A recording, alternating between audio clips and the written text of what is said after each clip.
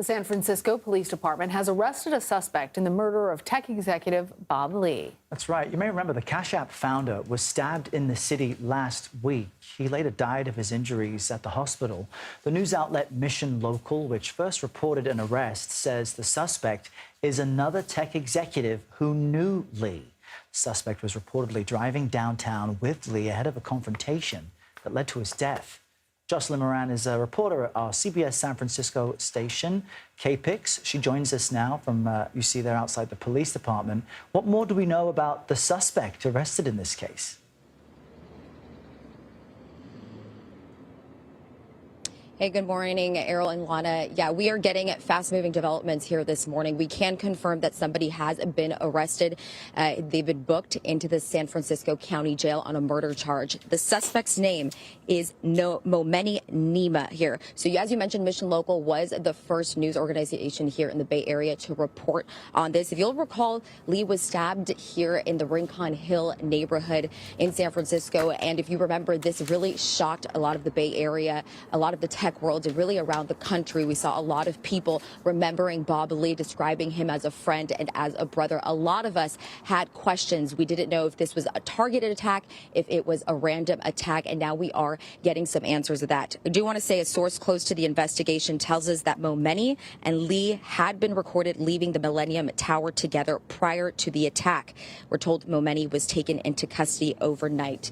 Now, Bob Lee was the founder of Cashapp, and he was also the chief product officer at MobileCoin. He was visiting the Bay Area that day from Florida here. So, of course, when we first heard about this stabbing, it left a lot of us shaken up here in San Francisco. A lot of concerns over safety, not knowing if this was targeted or random. We are getting more details. Now, Mayor London Breed, the mayor of San Francisco, is set to give us a press conference here outside of the San Francisco Police Department at 12:30 p.m. We are hoping to get more answers then. But again, these are some fast moving developments that we are getting here this morning. But just want to reiterate that we have confirmed that a suspect has been taken into custody. Well, and Jocelyn, part of what's so, I think, surprising a twist in this case is that it's another tech executive.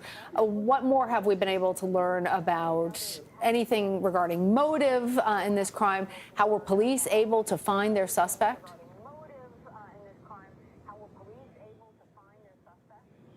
Yeah, we are still trying to learn more here. As we mentioned, we did get those early developments from the news organization Mission Local. They did say that this person was another tech executive. We haven't gotten more information as far as a motive. We have had so many questions since this happened more than a week ago. But again, we are hoping to hear more from Mayor London Breed. That's going to happen about 12:30 p.m. But we are told that they were last seen leaving Millennium Tower. That is what a source close to the investigation is telling us.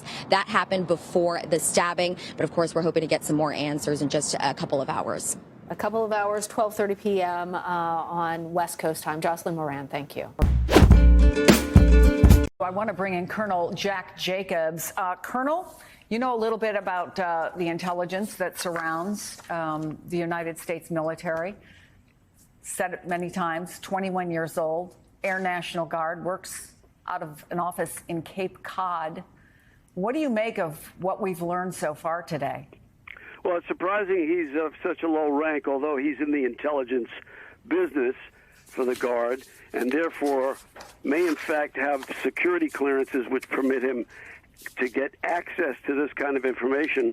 Obviously, it's not something that you can either have access to outside the what is called a secure information facility, compartmented information facility, or has access to it such that he can hand it off to somebody else.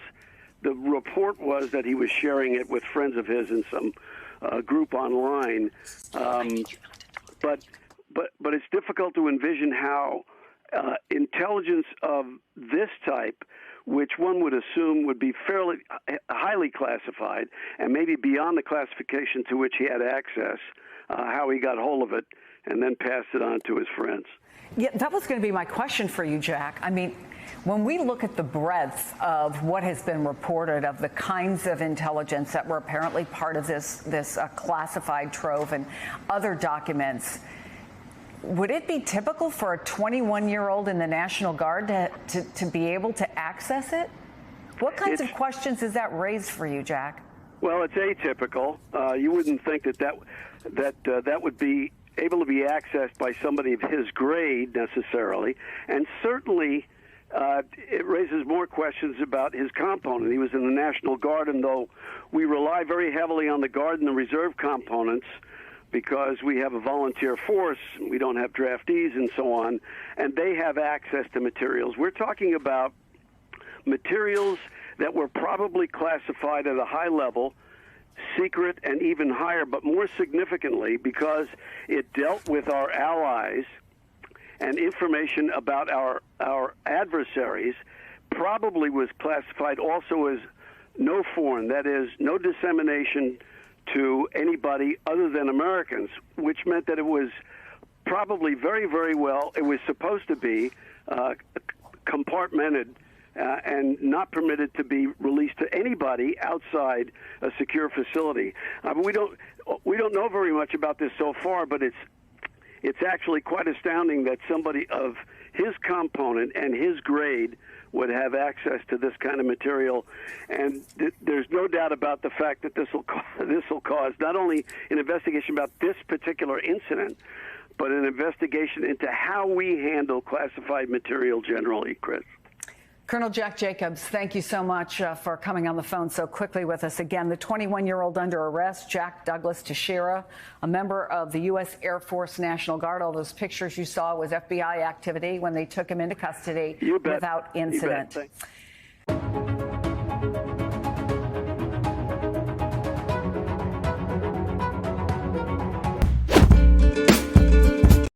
Today, the Justice Department arrested Jack Douglas Teixeira in connection with an investigation into alleged unauthorized removal, retention, and transmission of classified national defense information. Teixeira is an employee of the United States Air Force National Guard. FBI agents took Teixeira into custody earlier this afternoon without incident. He will have an initial appearance at the U.S. District Court for the District of Massachusetts. I want to thank the FBI, Justice Department prosecutors, and our colleagues at the Department of Defense for their diligent work on this case. This investigation is ongoing. We will share more information at the appropriate time. Thanks, everyone.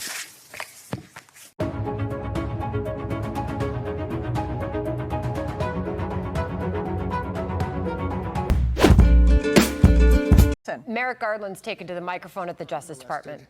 Jack Douglas Teixeira in connection with an investigation into alleged unauthorized removal, retention, and transmission of classified national defense information. Teixeira is an employee of the United States Air Force National Guard. FBI agents took Teixeira into custody earlier this afternoon without incident. He will have an initial appearance at the U.S. District Court for the District of Massachusetts. I want to thank the FBI, Justice Department prosecutors, and our colleagues at the Department of Defense for their diligent work on this case. This investigation is ongoing. We will share more information at the appropriate time. Thanks, everyone. Did he have lawful access to these documents, sir?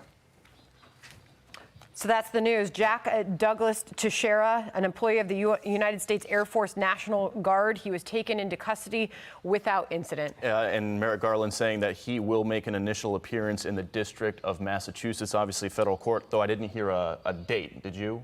No. Okay. So, and that kind of circles back with what we were asking David Spunt earlier in terms of how soon will he make an appearance? How soon will we potentially see an affidavit or something like that? I believe we have David right now live at DOJ. David, that was a very quick press conference from AG Merrick Garland. Your thoughts on what you just heard?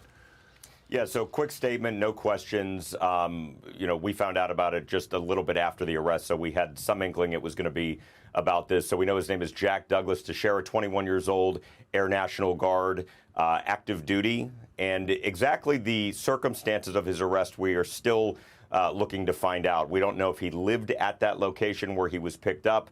There's some thought that it may have been a business, so it's not exactly clear surrounding, number one, how authorities got to Teixeira, and number two, the circumstances surrounding his arrest.